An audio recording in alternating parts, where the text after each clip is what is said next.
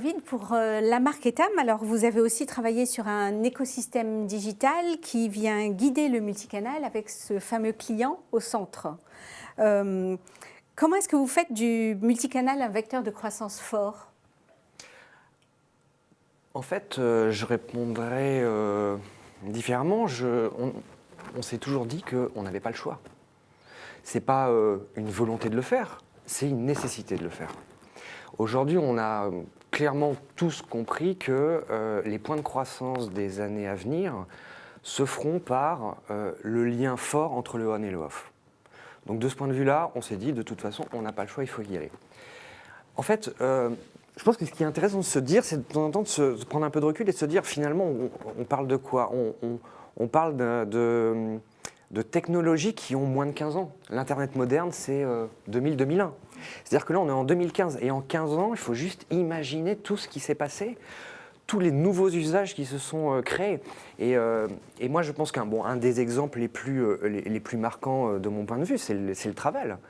Je veux dire, autour de la table, là, qui se souvient la dernière fois où on s'est rendu dans une agence de voyage avec quelqu'un en face de nous, un écran devant elle, et on choisissait un voyage sur la base d'un catalogue avec une photo. On l'a tous fait, et pourtant aujourd'hui c'est inconcevable. Aujourd'hui, on a tellement d'informations, on prend tellement d'informations avant de choisir un voyage, parce que les agents de voyage ont leur site, font du e-commerce, mais ils ont aussi à côté TripAdvisor. TripAdvisor qui vous donne des centaines, des milliers de photos. Et nous, en tant que marque, on n'est pas en mesure d'offrir tout ce service, mais on doit regarder tout cet écosystème qui nous entoure et également essayer de l'utiliser au mieux, sachant qu'on ne sera jamais TripAdvisor, on ne sera jamais Amazon, on ne sera jamais eBay, mais on peut aussi se servir de tous ces sites et de tous ces moyens de communication qui sont offerts aux clients pour drainer du trafic, pour donner envie.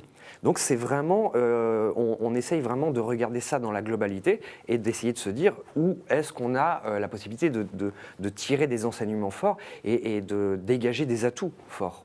Alors, qu'est-ce que vous faites concrètement? Je sais qu'on a parlé beaucoup aussi de l'étiquette, cette fameuse étiquette qui peut être aujourd'hui porteuse d'informations précieuses pour essayer de guider ce fameux client.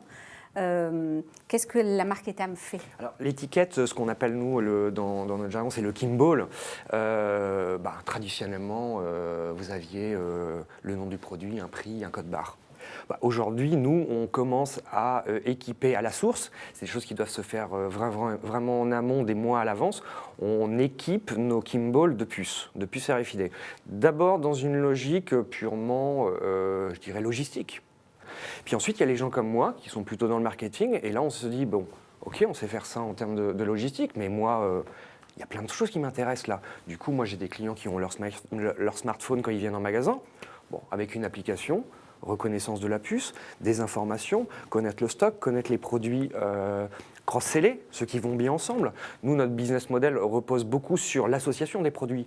Effectivement, vendre une culotte, on est toujours content quand on vend une culotte, mais on aimerait vendre la culotte et le soutien-gorge, on veut vendre l'ensemble. Et puis vendre, pourquoi pas, le pyjama, etc. Donc ces outils sont des vrais moyens de créer des points de contact et des outils marketing de cross-selling.